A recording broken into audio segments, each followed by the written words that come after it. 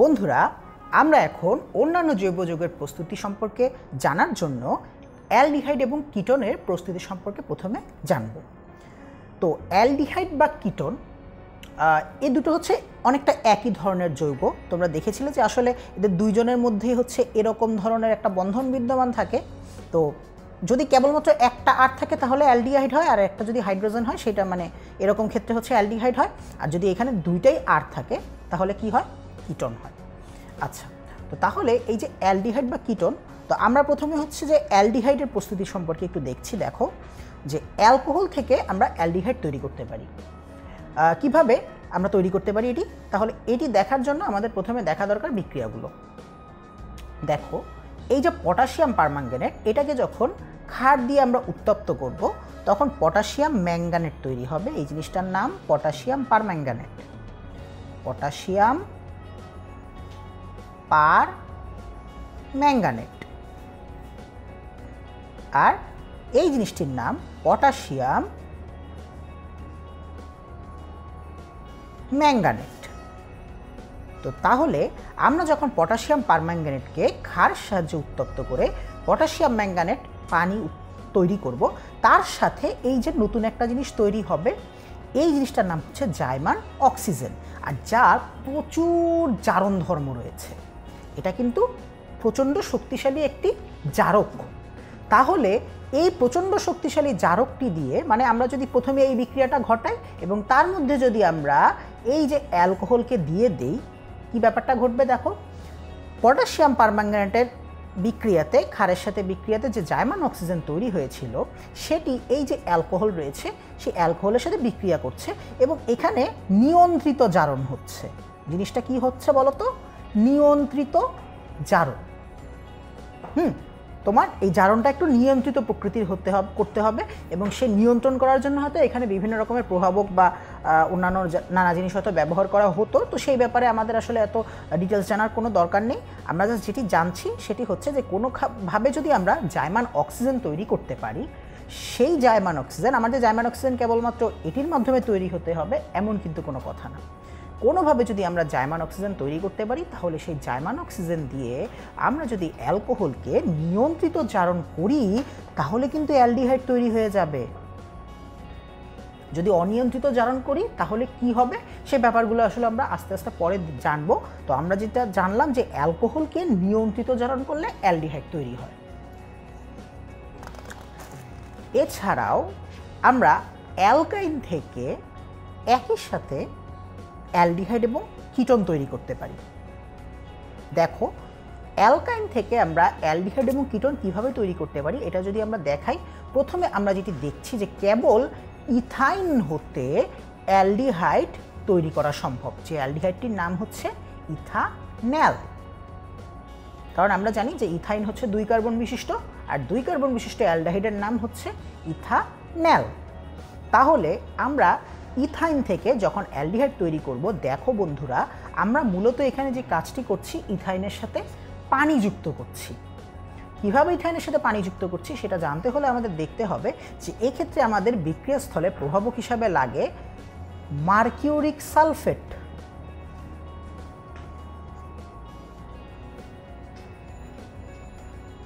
এবং সেটা হচ্ছে 2%। আর 20% সালফিউরিক অ্যাসিড, এটার যে সংকেত সালফিউরিক অ্যাসিড সেটা তোমরা সবাই জানো। আর হচ্ছে এইটাকে বলছি আমরা 60 ডিগ্রি টেম্পারেচার লাগবে এই বিক্রিয়াটি ঘটাতে।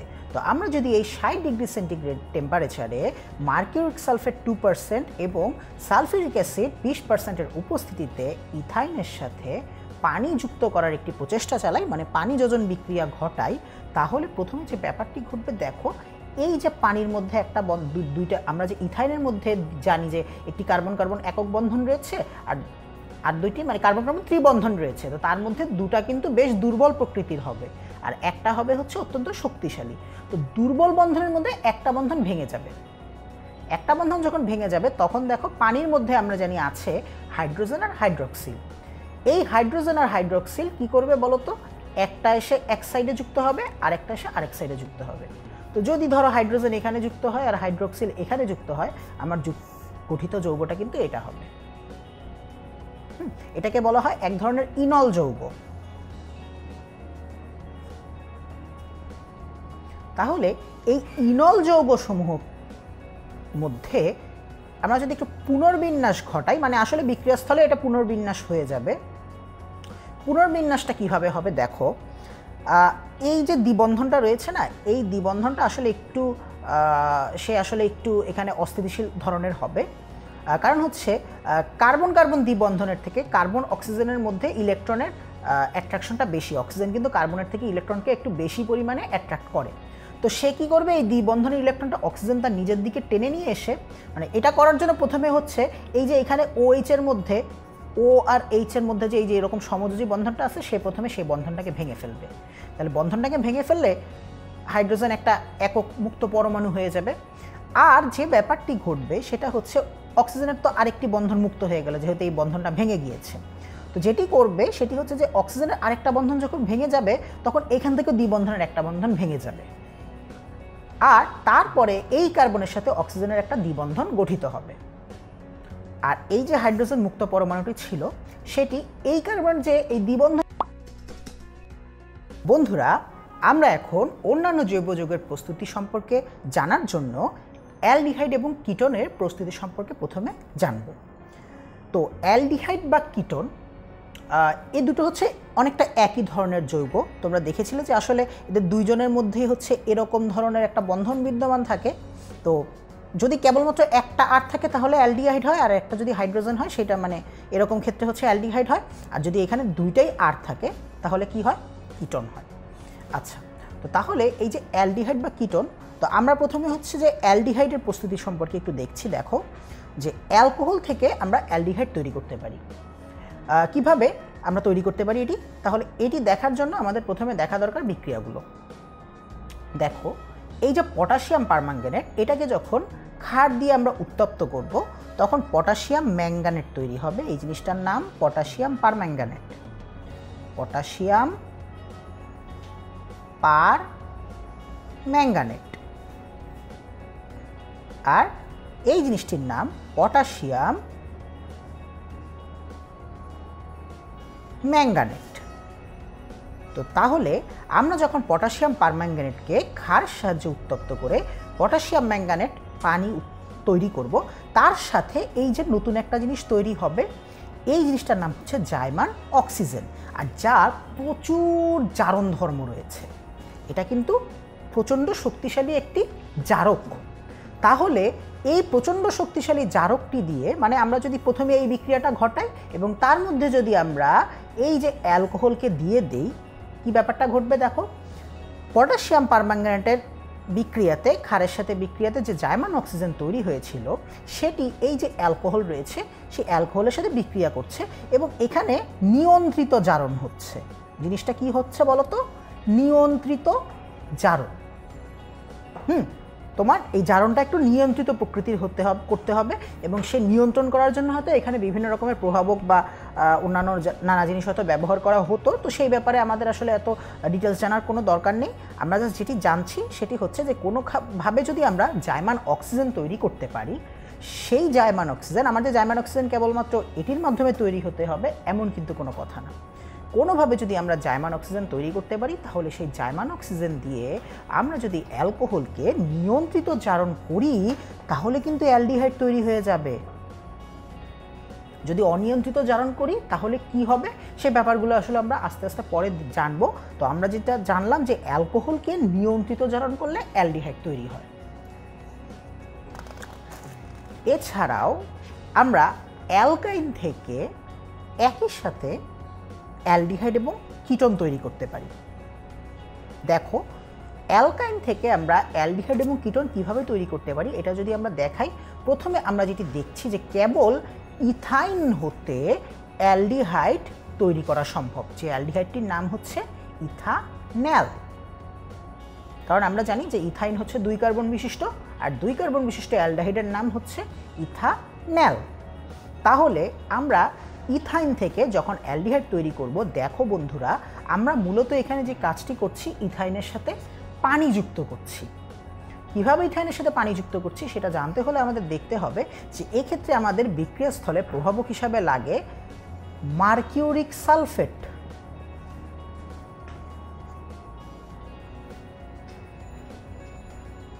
এবং সেটা হচ্ছে 2%।